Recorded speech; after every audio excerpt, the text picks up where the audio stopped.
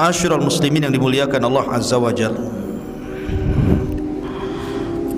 di dalam Al-Quranul Karim Allah Subhanahu wa ta'ala berfirman dalam suratul Hajj ayat 11, wa minan nasi man ya'budullaha ala harfin fa in asabahu khairun itma'anna bihi wa in asabathu fitnatun inqalaba ala wajhihi khasirat dunya wal akhirah dzalika huwal khusranul mubin. Di antara sebagian manusia ada yang menyembah Allah di tepian. Apabila Allah Subhanahu wa ta'ala uji dengan kebaikan, maka dia merasa tenang hatinya. Tetapi kalau Allah Subhanahu wa ta'ala uji dengan keburukan, dengan fitnah,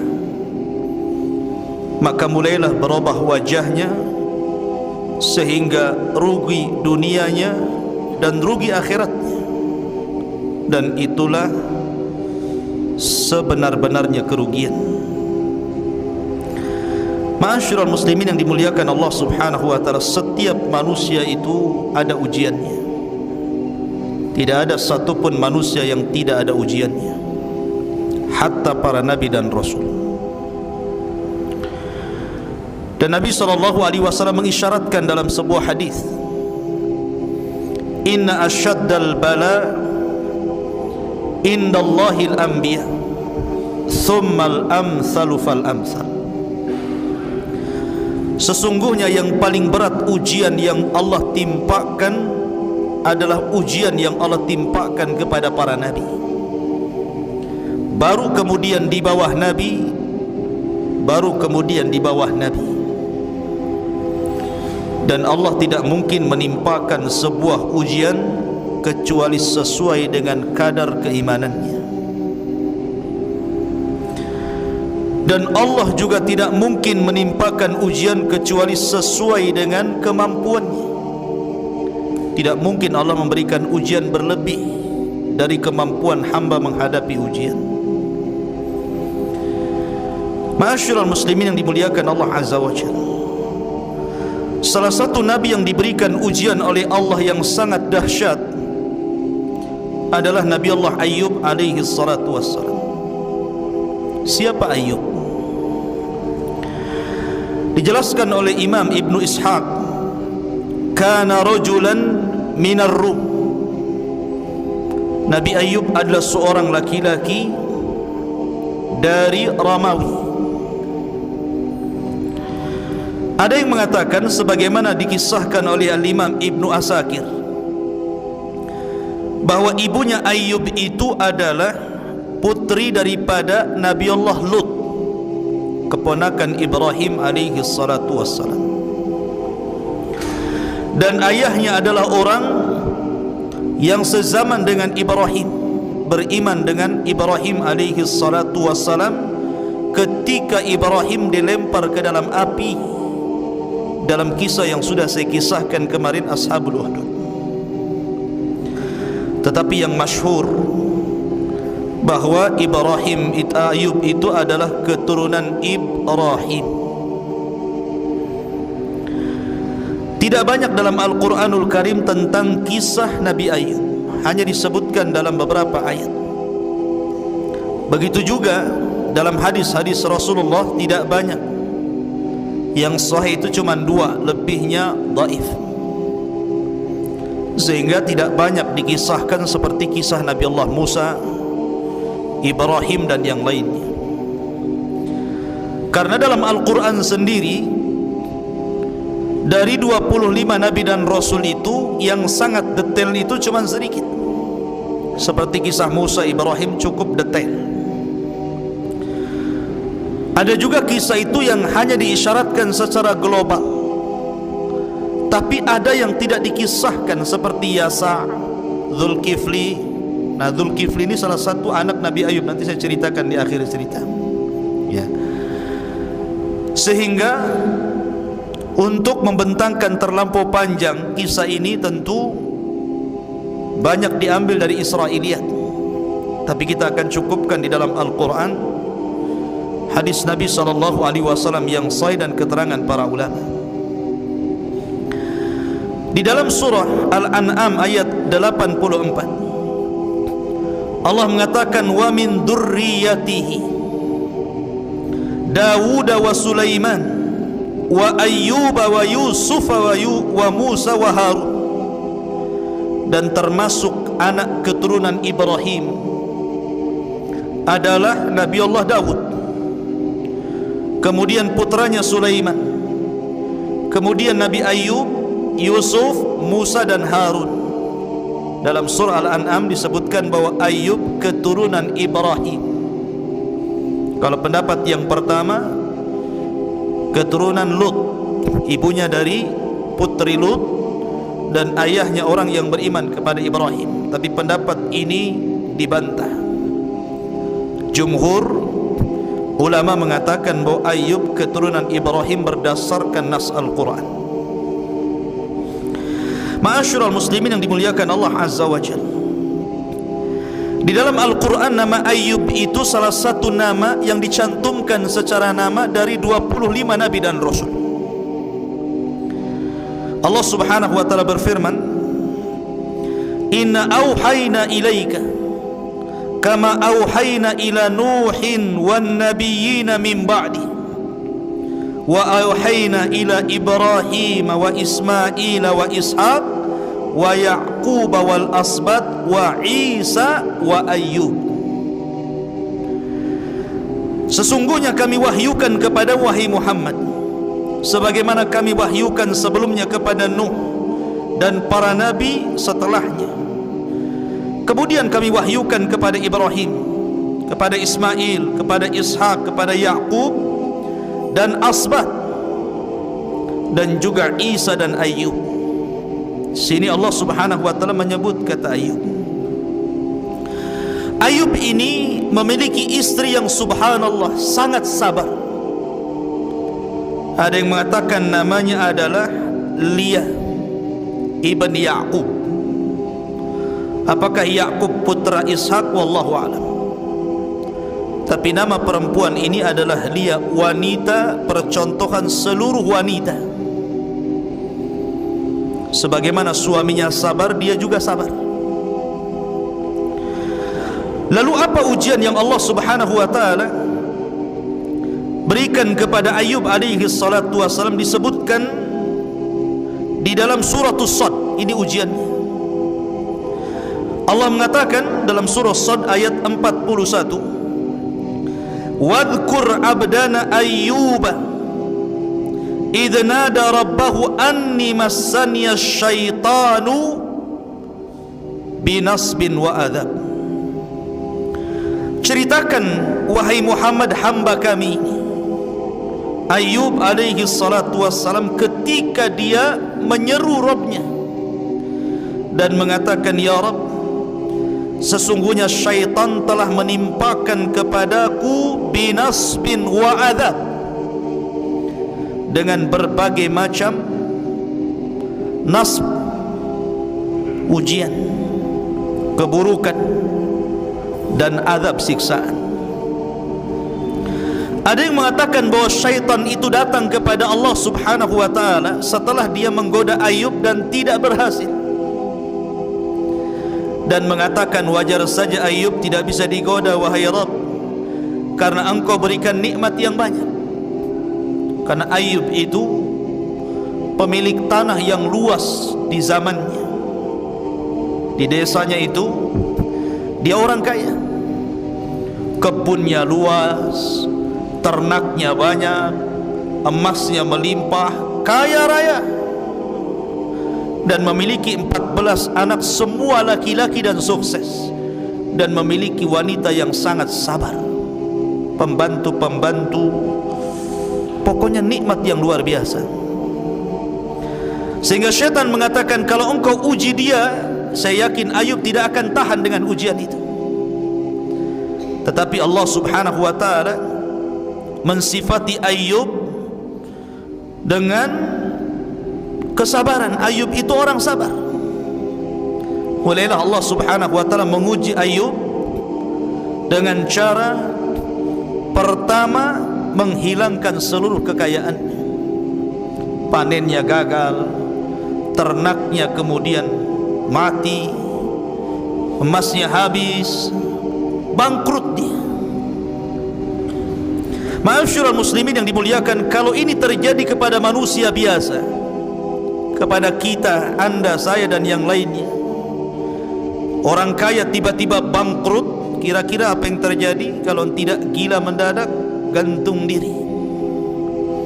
Jangankan orang kaya bangkrut, caleg nggak jadi saja telanjang naik genteng, stres, baru tidak menjabat padahal masih bisa periode berikutnya. Tapi Ayub itu abdun saleh, abdun sabir, hamba yang saleh dan sabar. Sabar dia. Inna lillahi wa inna ilaihi raji'un. Semua toh milik Allah, kembali kepada Allah. Zuhud, kekayaannya bukan dalam hati, kekayaannya di tangan, sehingga kalau menghilangkan kekayaannya, hatinya tetap kepada Allah Subhanahu wa ta'ala. Kemudian setelah itu Allah uji lagi. Tiba-tiba kemudian seluruh putra-putranya meninggal dunia. Ada yang mengatakan dalam cerita Israiliyat, wallahu a'lam, bahwa syaitan itu menjelma orang, kemudian pura-pura mengundang putra-putra Ayub untuk makan-makan di rumahnya. Semua diundang. Ketika putra-putra Ayub dalam rumah itu, tiba-tiba syaitan kemudian merobohkan rumah itu dan menimpa putra-putra Ayub, mati semua. Ingat, meninggal seorang anak itu jauh lebih terasa dibandingkan meninggal orang lain. Kalau orang kehilangan orang tua itu musibah, kehilangan istri musibah atau nikmat? Antum? Nikmat Ustaz, bisa ganti yang baru. Musibah. Kemudian hilang suami, musibah. Jangankan lagi wafat, poligami saja dibilang musibah sama istrinya. Ya. Lah, semua ini musibah, apalagi yang meninggal adalah anak. Semua anaknya. Nabi pernah diuji dengan meninggal anaknya loh ya. Semua putra-putranya meninggal dunia, dan terasa sekali ketika Ibrahim putra beliau meninggal dunia. Itu lagi lucu-lucunya tuh, 1 tahun 8 bulan itu masih lucu-lucunya, sehingga Nabi SAW sedih dan menangis. Ketika ditanya tangisannya, maka Rasul mengatakan, innal aina la tadma wa innal qalba la tahzan wa inna bifirakika ya Ibrahim la mahzunun. Mata ini bisa berlinang air mata, hati ini bisa sedih, dan kepergian wahai Ibrahim sungguh menyesakkan dadaku. Sedih kematian, apalagi 14 anaknya mati semua. Ujian yang terberat dialami Ayub alaihi salatu wassalam, tapi Ayub sabar. Ya. Ujian yang ketiga lebih parah lagi, di mana Ayub alaihi salatu wassalam diberikan penyakit judah, penyakit kulit, yang dijelaskan oleh para ulama bagaimana jenis penyakitnya itu. Jadi Ayub alaihi salatu wassalam ketika ditimpa penyakit kulit itu, sampai dagingnya itu terkelupas dari tulangnya. Jadi sedikit demi sedikit dagingnya itu terkelupas jatuh. Ada yang mengatakan benjolan penuh nanah dan darah, dan itu belum pernah terjadi pada zaman kaumnya. Subhanallah. 3 musibah ikhwatu fiddin. Siapa yang bisa tahan dengan 3 musibah ini? Orang kaya tiba-tiba bangkrut, meninggal seluruh putra-putra yang menjadikan kebanggaannya, karena Allah yang mengatakan bahwa al-malu wal banun zinatul hayatid dunya. harta dan kekayaan, al-malu wal banun, harta dan anak-anak itu zinatul hayati dunia, perhiasan kehidupan dunia. Ini dua-duanya lenyap. Belum lagi diberikan ujian penyakit, bukan sehari dua hari, setahun dua tahun. Kata Ibnu Katsir, thamaniyata asyrata sanah, 18 tahun lamanya diuji seperti itu. Belum dari 3 ujian ini, beruntun ujian-ujian yang lainnya. Sebab kalau orang kaya, manusia mendekat. Kalau orang miskin, manusia menjauh. Ya kan? Walaupun kalau kaya, orang kaya pun menjauh dari orang miskin, takut pinjam uangnya. Kalau kaya, banyak kawannya. Kalau sudah miskin, dijauhi. Kemudian diuji dengan putra-putranya yang meninggal dunia. Bisa putus asa karena merasa bahwa tidak ada lagi keturunan yang akan meneruskan kehidupannya. Betapa banyak orang yang tidak punya anak, berobat ke sana kemari, jual sawah, habiskan ATM dan begitu seterusnya, hanya ingin punya anak. Tapi ketika Allah uji anak itu, Allah wafatkan, gimana tidak sedih? Belum lagi penyakit. Sehingga satu demi satu kemudian mereka pun meninggalkan Ayub, mulai dari teman-teman akrabnya, kawan-kawan baiknya, sampai kepada keluarganya. Sehingga tidak ada yang tersisa kecuali hanya 3 orang yang setia untuk menemani Ayub. 1 istrinya dan 2 kawannya yang kadang datang berziarah, nengok kawannya Ayub. Yang lainnya hilang semuanya. Lihat ujian Allah Subhanahu wa ta'ala. Yang 2 orang kawannya pun tiba-tiba ada syak dalam dadanya dan mengatakan, jangan-jangan Ayub saudara kita itu ditimpakan penyakit karena sebuah kutukan. Kawannya mengatakan, bagaimana kau bisa mengatakan seperti itu? Ya, kalau memang bukan kutukan, apa namanya? Ayub itu sudah sakit 18 tahun lamanya. 1 penyakit pun tidak ada tanda-tanda yang diangkat, makin memarah. Kalau bukan kutukan, apa namanya? Jangan-jangan Ayub itu melakukan dosa sehingga Allah Subhanahu wa ta'ala adab dia seperti itu. Sampai akhirnya suudzon kepada Ayub. Ini 2 kawan yang baik itu, kalau yang lain sudah habislah. Sehingga kemudian istrinya pernah tidak tahan. Ayub alaihi salatu wassalam itu tidak pernah mengeluh. Dia hanya berzikir kepada Allah, setiap hari berzikir, memuja, memuji, terus mengingat Allah Azza wa Jalla. Dia tidak pernah berdoa, ya Allah kembalikan kesehatanku, ya Allah kembalikan putra-putraku, ya Allah kembalikan kekayaanmu. Tidak, Ayub tidak pernah mengatakan sedikit pun, seolah-olah dia yataladzat, merasa menikmati ujian yang Allah Subhanahu wa ta'ala timpakan kepada dia. Ada manusia seperti ini yang enggak ada tasakhud, dia yang ada tasakhud atau tasakhud itu yang ada murang-muring saja hatinya. Ya, memang begitu. Dulu pejabat, kemudian pensiun, sudah tua, masih merasa pejabat saja, bawaannya marah terus. Orang dianggap bawahannya, tetangga di bawah anggotanya, tetangga dianggapnya anggotanya, padahal sudah sama tuh, kan gitu ya. Dulu merasa jadi polisi, jadi tentara, sudah pensiun merasa jadi polisi saja itu. Kadang orang seperti itu. Ya. Jadi siapa yang tahan? Lihat. Makanya saya katakan ini percontohan Ayub ini yang tidak dimiliki orang-orang. Makanya kalau ada orang yang berdoa, saya ingin sabar seperti saya sabar Ayub, tidak akan bisa.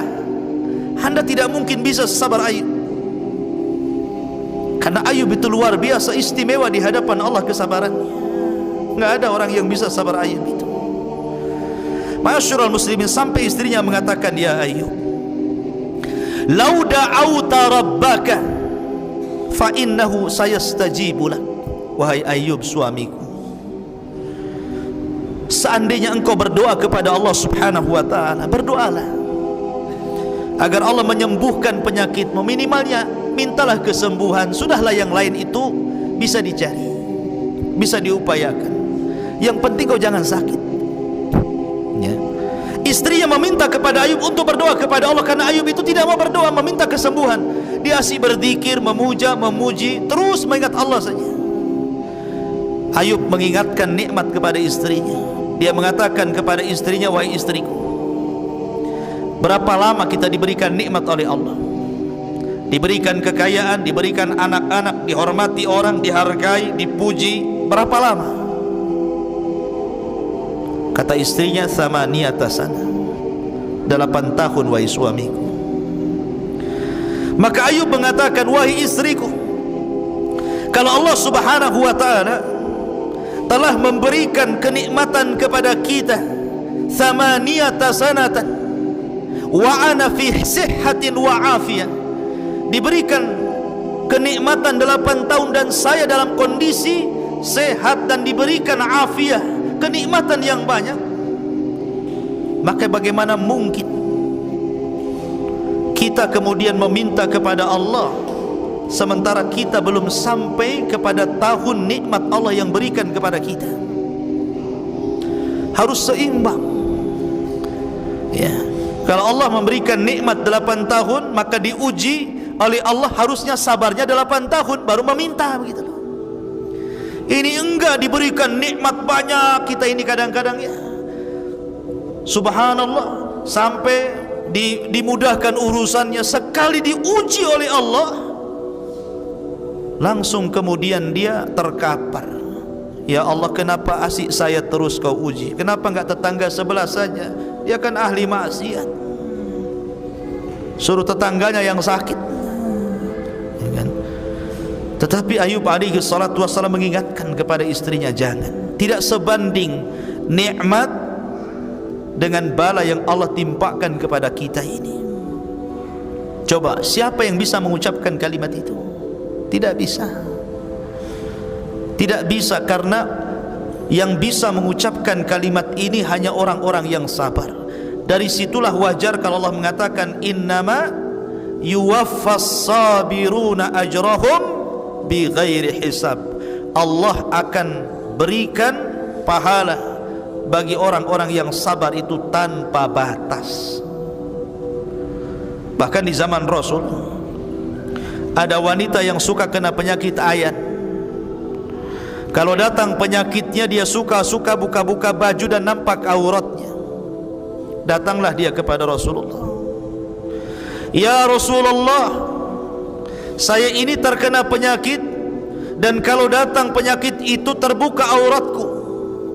Fad'ullah li, berdoalah kepada Allah untukku supaya Allah sembuhkan Rasul. Kata Nabi SAW, kalau kau mau aku akan berdoa, nanti Allah sembuhkan. Wa in sabarti falahul jannah, wa in sabarti falakil jannah. Kalau engkau sabar, Allah akan janjikan kau surga. Milih sembuh atau milih surga? Akhirnya dia mengatakan, aku milih surga.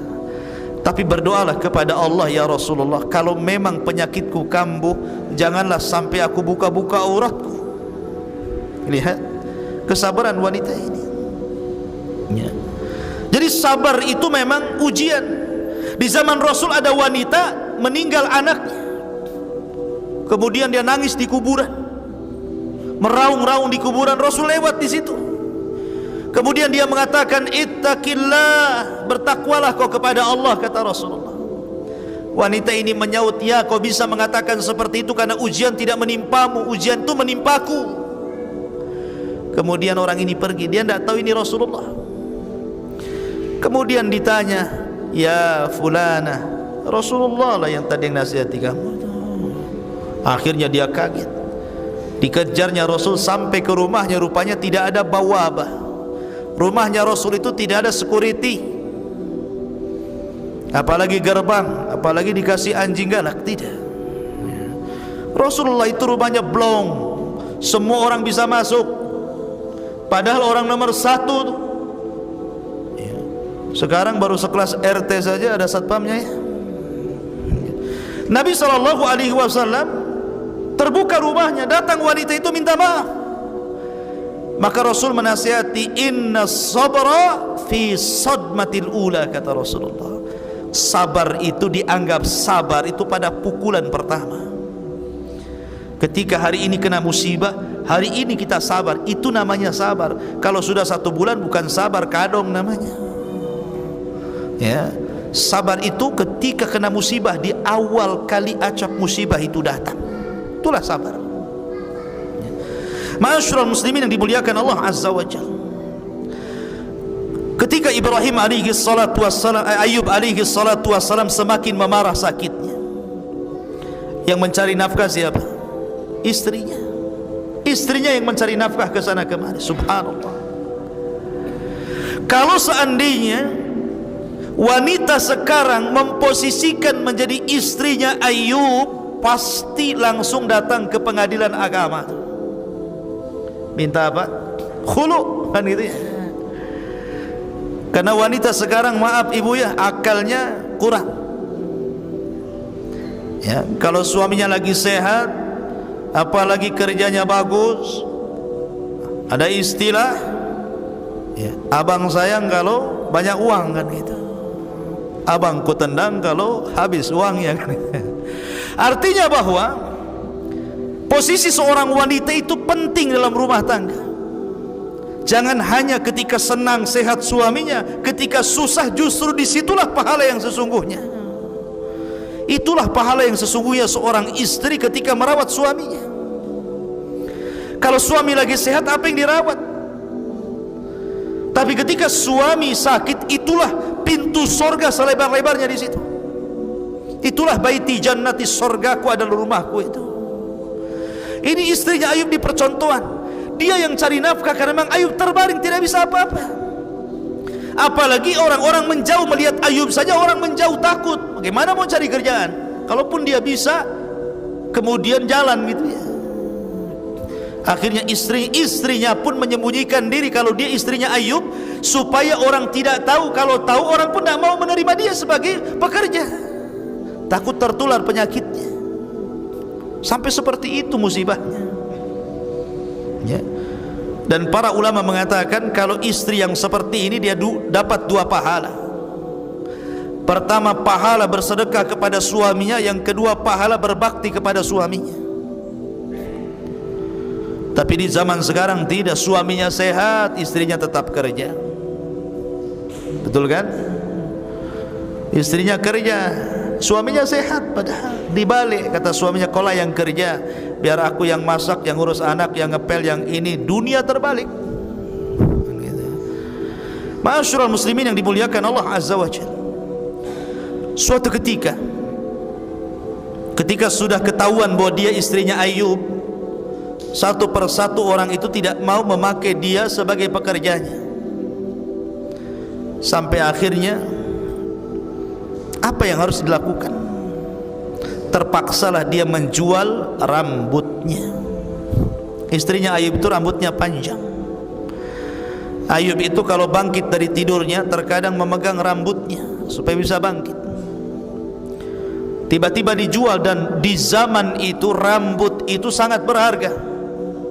Di zaman itu, di zaman kita kecil-kecil saja kan begitu, rambut itu dijual kan, dijadikan gelung untuk pengantin, dirias gitu ya. Karena ada tuh orang-orang yang jual rambut itu.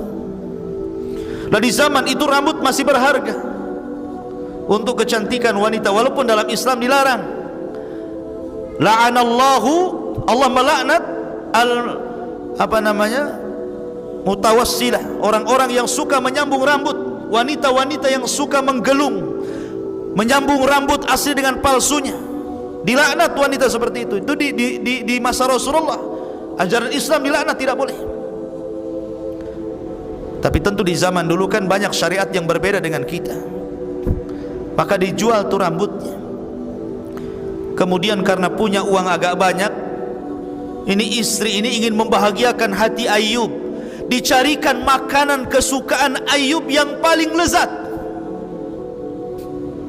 Subhanallah, berbaktinya sama suami itu. Kemudian datanglah dengan makanan yang enak. Ayub kaget. dan curiga. Jujur, dari mana kau dapat makanan ini? Kalau kau tidak jujur, di sini Ayub bersumpah, saya akan mencambuk kamu 100 kali kalau Allah takdirkan aku sembuh, katanya. Dia bernadar kepada Allah Azza wa Jalla mau menyambuk istrinya 100 kali. Akhirnya kemudian istrinya ngaku, dia buka jilbabnya sambil menangis, kemudian diperlihatkan rambutnya yang dipotong dan dijual. Maka Ayub pun kemudian semakin sedih. Sedemikian besarnya pengorbanan istrinya hanya untuk menemani suami tercintanya Ayub alaihi salatu wassalam. Mudah-mudahan istri antum seperti ini ya. Jangan baru sakit sehari dan minta cerai. Ma'asyiral muslimin yang dimuliakan Allah Azza wa Jalla. Akhirnya kemudian Ayub alaihi salatu wassalam mendengar perbincangan dua kawannya yang seolah-olah ada keraguan-raguan, jangan-jangan dia melakukan sebuah perbuatan yang dilarang oleh Allah Subhanahu wa taala, kemudian mendapatkan kutukan yang tidak diberikan kepada umat di zamannya. Dari sinilah Allah Subhanahu wa taala berfirman. Allah Subhanahu wa taala berfirman, wa ayyuba idh nada rabbahu anni massaniya dhurr wa anta arhamur rahimin.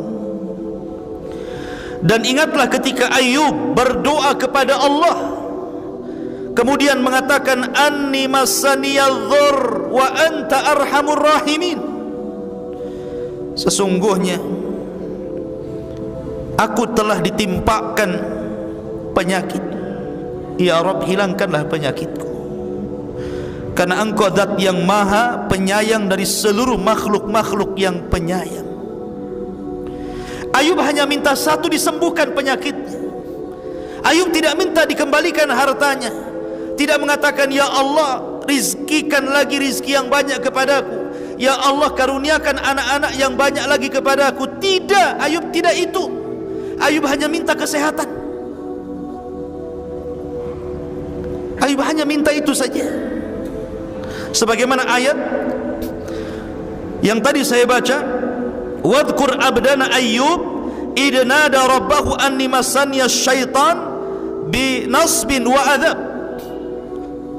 Dan ingatlah ketika Ayub kemudian berdoa kepada Rabbnya, sesungguhnya syaitan telah menimpakan kepadaku dengan berbagai macam bencana dan siksa. Maka kemudian setelah 18 tahun lamanya, Ayub hanya memuji Allah, berdoa, berzikir, mengingat Allah. Dia tidak minta kesembuhan, dia tetap sabar. Akhirnya dia berdoa kepada Allah setelah 18 tahun lamanya, minta kesembuhan. Maka Allah pun mengatakan fastajabna lahu fakashafna ma bihi min durrin. Maka kami ijabah doanya Ayub dan kami pun angkat seluruh penyakitnya. Bagaimana caranya? Allah berfirman, uduk urkud birijlika hadha mughtasalun baridun syarabun. Ya Ayub, hentakkan kakimu, nanti akan muncul air dari bumi. Air itu dingin, gunakanlah untuk mandi dan minumlah dari air itu. Maka Ayub pun kemudian menghentakkan kakinya sesuai dengan perintah Allah, keluar air. Ketika itu kebiasaan istrinya mengantar Ayub ke kamar mandi. Kalau sudah selesai, maka istrinya datang kemudian memapahnya lagi kembali ke tempat pembaringannya. Ketika itu istrinya lupa, sudah mengantar kemudian dia pergi, sehingga dia lupa. Harusnya ini sudah waktunya Ayub selesai dan diantar lagi. Rupanya Ayub diperintahkan Allah untuk menghentakkan kakinya, keluar air dari tanah. Kemudian Ayub pun mandi dari situ. Ketika dia mandi, seluruh penyakitnya hilang. Subhanallah, biiznillah. dengan izin Allah Subhanahu wa taala, penyakitnya hilang. Itu penyakit badan itu. Kemudian dia meminum air itu, maka seluruh penyakit dalamnya juga hilang. Penyakit dohirnya hilang, penyakit batinnya juga hilang. Subhanallah, kuasa Allah Subhanahu wa ta'ala. Dan Allah Subhanahu wa ta'ala memberikan kepada Ayub badan yang sangat-sangat tampan, dikembalikan sebagaimana ketika Allah belum memberikan ujian kepadanya. Balik lagi muda, balik lagi sehat, balik lagi kekar. Sehingga istrinya datang, lupa dia mau jemput suaminya. Rupanya dia berpapasan dengan anak muda dan mengatakan, rahimakallah, semoga Allah merahmati kamu. Tidakkah kau melihat suamiku Nabiullah Al-Mubtala, seorang nabi yang Allah uji? Wallahi, demi Allah, aku tidak melihat dirimu kecuali kau persis dengan suamiku dulu di waktu muda. Subhanallah gitu. Katanya Ayub senyum saja Ayubnya. Dia mengatakan, fa ana Ayub, saya di Ayub. Subhanallah, banyak di Ayub. Di sini Allah Subhanahu wa taala mengatakan, wa wahabna lahu ahlahu wa mislahu ma'ahu rahmatan minna wa dzikra liulil albab. Maka kami kemudian berikan lagi keluarganya dan yang semisal mereka sebagai rahmat dari kami dan untuk diingat bagi orang-orang yang punya akal. Dalam ayat yang lain, wa atainahu ahlahu wa mislahum ma'ahum rahmatan min indina wa dzikra lil abidin. Dan kami datangkan kembali keluarganya dan yang semisal mereka bersama mereka sebagai rahmat dari sisi kami dan untuk sebagai peringatan bagi hamba-hamba yang senantiasa beribadah kepada Allah Subhanahu wa taala. Ma'asyiral muslimin yang dimuliakan Allah Azza wa Jalla, ada beberapa penafsiran bahwa ketika Allah Subhanahu wa taala mengembalikan putra-putranya, ada yang mengatakan ahyahumullahu bi'ayanihim, artinya Allah hidupkan kembali yang sudah mati itu hidup lagi. Itu satu penafsiran. Penafsiran yang kedua, artinya ajarahu fi man salafa wa awadahu anhum fid dunya badalahum,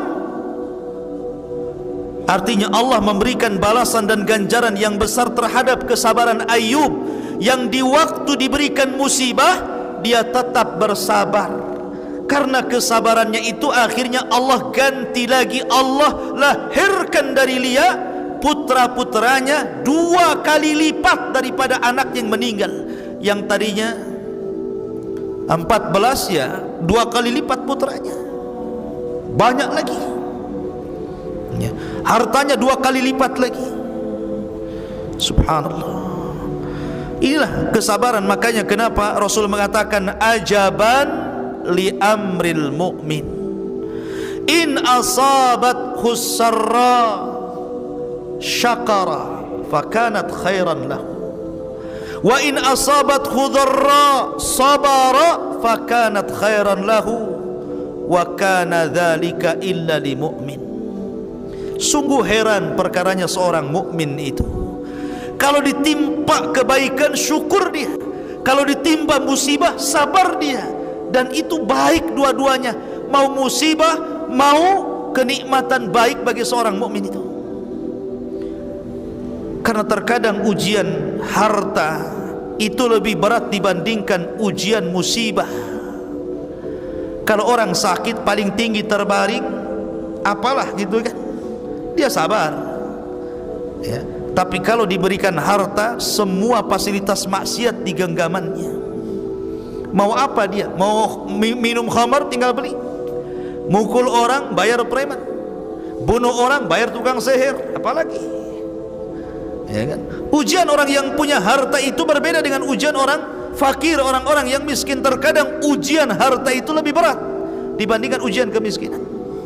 Makanya kenapa Syekhul Islam Muhammad bin Abdul Wahab dalam kitabnya Qawaidul Arba, di muqaddimah kitabnya dia mengatakan bahwa 3 kunci kebahagiaan itu 3. Apabila ditimpa musibah dia sabar, apabila diberikan nikmat dia syukur, apabila dia berbuat dosa dia segera istighfar. Itulah kunci kebahagiaan. Ma'asyiral muslimin yang dimuliakan Allah Azza wa Jalla, ketika kemudian Ayub alaihi salatu wassalam sudah disembuhkan, artinya satu nikmat sudah dikembalikan. Satu nikmat dikembalikan, karena nikmat sehat itu nikmat yang sangat agung, ikhwan. Terkadang orang menyanyiakan nikmat sehat baru terasa kalau dia sakit, baru terasa kalau mulailah kolesterol tinggi, asam urat tinggi, darah tinggi, mulailah dia terasa gitu kan. Kenapa waktu sehat tidak digunakan sebaik mungkin? Makanya Rasul mengatakan ni'matani maghbunun katsirun minan nas, as-sihhat wal farag. 2 nikmat terkadang manusia lupa, sehat dan waktu luang. Lah Ayub alaihi salatu wassalam ketika itu teringat dengan nazarnya. Nazar apa? Memukul istrinya kan. Dia kan sudah nazar dulu mau pukul istrinya. Maka Allah Subhanahu wa taala menurunkan Al-Qur'an kepada Nabi sallallahu alaihi wasallam menghabarkan bagaimana Ayub kemudian melaksanakan nazarnya. Apa kata Allah? Wa khudh biyadika dhigsan fadrib bihi wa la tahnath inna wajadnahu sabiran ni'mal abdu innahu awwab. Ambillah wahai Ayub seikat rumput, hitung 1, 2 sampai 100 rumput, ikat jadi 1. Pukullah istrimu dengan ikatan rumput itu sekali saja, itu sama dengan 100 kali cambuk. Kenapa Allah Subhanahu wa ta'ala memerintahkan seperti itu dan memberikan rahmatnya kepada istrinya Ayub, Lia ibn Ya'qub ini? Karena kebaikannya, kebaikan istri kepada suami ini luar biasa, ya kan? Makanya kemudian Allah mengatakan sudah, wala tahnas, kamu tidak boleh mengingkari nazarmu, sumpahmu harus tetap dilaksanakan. Lalu bagaimana caranya? Ambil 1 ikat rumput, hitung sampai 100, pukulkan 1 kali, itu sudah cukup. Kemudian setelah itu dijelaskan bagaimana Allah Subhanahu wa taala mengembalikan kekayaan Ayub alaihi salatu wassalam. Dijelaskan dalam sebuah riwayat. Jadi ketika Ayub alaihi salatu wassalam sedang mandi dia, tiba-tiba ada hujan, tapi bukan air. Sebagaimana disebutkan oleh Ibnu Abi Hatim dari hadis Abu Hurairah radhiyallahu an, lamma afallahu Ayyub alaihi salam, ketika Allah memberikan kesembuhan kepada Ayub alaihi salatu wassalam, amtara alaihi jaradan, tiba-tiba belalang jatuh dari langit, hujan belalang.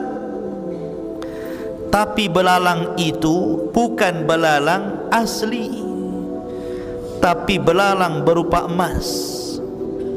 Emas yang berbentuk belalang jatuh dari langit, hujan. Mau nggak antum kayak gitu? Mau lah Ustaz ya. Dan nggak pernah beli kalung sama istri, kasihlah di belalang 1 katanya. Jadi belalang emas ya, jaradan min zahab. Faja'ala ya'khudhu biyadihi, maka kemudian Ayub pun mengutip satu-satu itu belalang emas itu. Wa yaj'alu fi thawbihi, kemudian dikumpulkan di pakaiannya. Qala, dan mengatakan, dikatakan kepada Ayub, Allah berfirman, ya Ayub ama tashba', wahai Ayub, belum kenyang kamu? Sudah kau sembuhkan, masih juga kau mau mengambil belalang-belalang emas itu? Maka Ayub mengatakan, ya Rabb, wa man yashba' min rahmatika. Ya Rabb, siapa yang kenyang dari rahmat-Mu? Saya tidak pernah kenyang untuk mendapatkan belas kasih sayang, kasih sayangmu. Aku tidak akan pernah kenyang untuk terus meminta kasih sayangmu ya Rabb. Akhirnya kemudian dikumpulkan emas itu sampai akhirnya satu lumbung, semuanya emas belalang itu. Disitulah Allah Subhanahu wa ta'ala kembalikan lagi kekayaannya. Dia beli lagi kebun, dia beli lagi ladang. Kemudian orang pun mulai satu persatu mendekat kepada Ayub alaihi salatu wassalam. Maka Ayub dikembalikan semua nikmatnya. Al jaza'u min jinsil amal. Balasan itu disesuaikan dengan amalannya. Ibn Ayub kemudian kunyahnya Dzulkifli. Kenapa disebut Dzulkifli? Ini kita kisahkan sedikit. Karena kisah Dzulkifli ini dalam Quran tidak disebut kecuali di 2 ayat, dan tidak banyak riwayat yang menceritakan tentang Dzulkifli ini, sehingga susah menceritakannya. Lah ketika Allah menyebutkan tentang cerita Ayub, maka Allah mengatakan wa Ismaila wa Idrisa wa Dzulkifli kullun minas sabirin. Setelah Allah bercerita tentang Ayub, ayat setelahnya apa? Dan Allah sebutkan dan Ismail, kemudian Idris, kemudian Dzulkifli. Tiga nabi ini termasuk hamba Allah yang sabar. Ismail ada orang yang paling sabar. Ketika ayahnya mengatakan, inni ara fil manami anni adzbahuka fangdur madza tara. Hai Ismail, semalam abimu bermimpi aku menyembelih dirimu, bagaimana pendapatmu? Itu kalau seandainya antum bercerita kepada anakmu, nak, bapakmu semalam mimpi nonjok kamu. Apa kata anaknya? Bapak aja lah yang ditonjokkan gitu.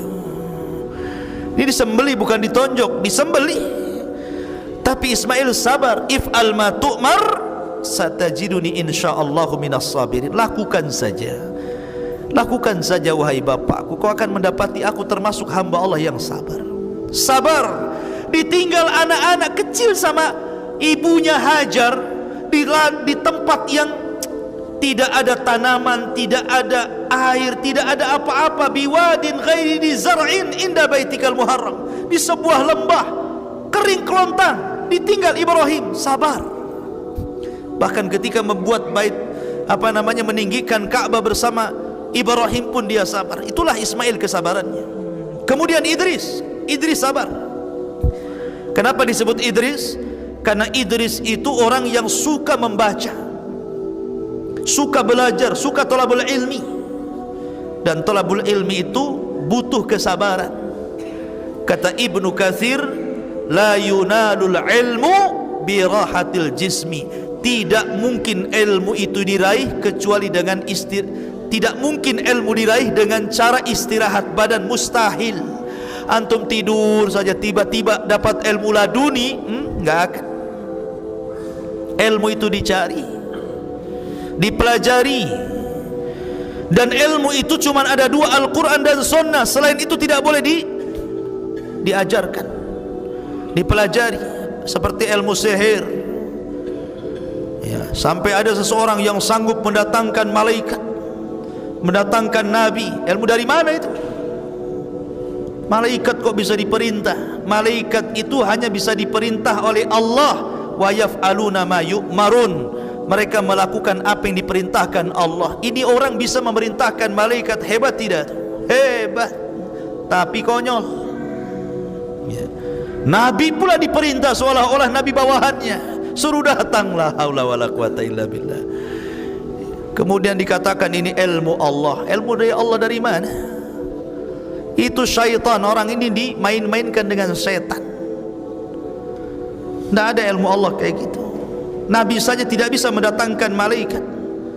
Ketika Jibril kemudian membawakan wahyu pertama kali, Rasul rindu ingin berjumpa dengan Jibril, tapi tidak bisa juga ya. Sampai akhirnya Jibril yang datang kepada Rasul menyampaikan wahyu berikutnya. Mana bisa dipanggil.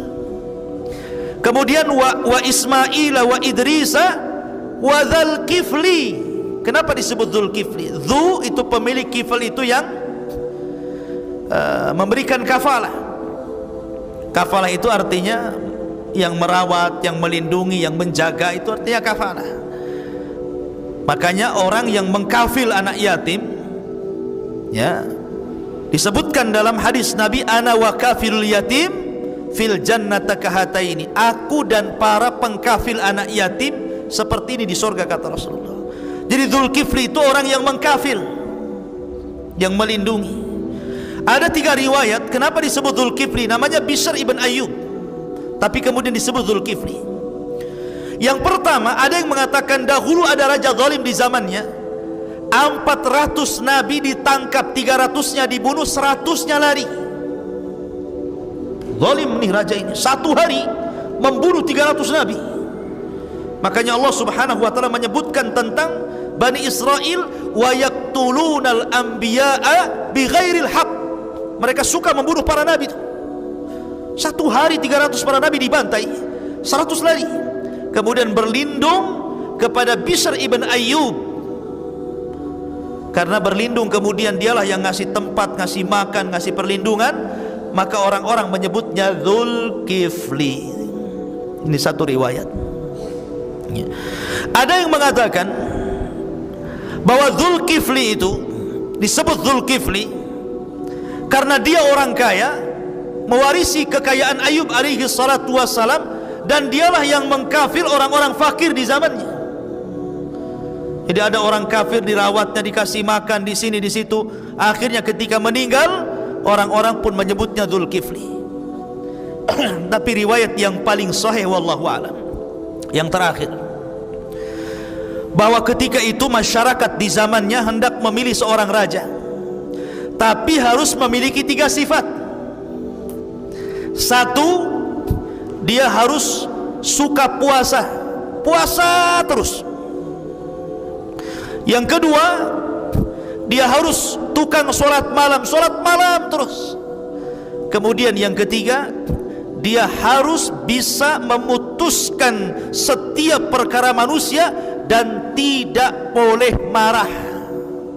Gak boleh marah. Seumur hidupnya tidak boleh marah. Ada yang nggak bisa marah? Yang nggak bisa marah banyak, yang bisa marah lebih banyak. Orang kan diberikan marah, makanya Rasul mengatakan la taghdab, la taghdab, la taghdab, faraddada miraran, kan gitu. Jangan marah, jangan marah, jangan marah. Berkali-kali Rasul mengucapkan seperti itu. Ini kalau dia berkuasa tidak boleh marah sedikit pun. Coba, berat nggak itu? Puasa terus setiap hari, sholat malam terus setiap malam, dan dia tidak boleh marah ketika memutuskan urusan manusia. Dan itu tidak ada kecuali pada Bishr ibn Ayyub. Dia setiap hari sholat itu 100 rakaat, sabar, tidak pernah marah. Maka orang-orang menyebutnya dengan Dzulkifli, karena sabar. Ya kan, dia mengkafil sholatnya. Ini perlu sabar orang seperti ini kan. Puasa terus sabar, sholat malam terus sabar, menghadapi orang itu sabar. Maka orang menyebutnya Dzulkifli. Dan wajar Dzulkifli itu penyabar, karena apa? Warisan daripada ayahnya, mangga jatuh itu tidak jauh dari pohonnya kan. Sama, durian jatuh tidak mungkin jatuh di bawah pohon mangga kecuali di bawah orang. Artinya bahwa kesabaran ini melahirkan kesabaran dan kesabaran. Begitulah kisah Nabi Ayub alaihi salatu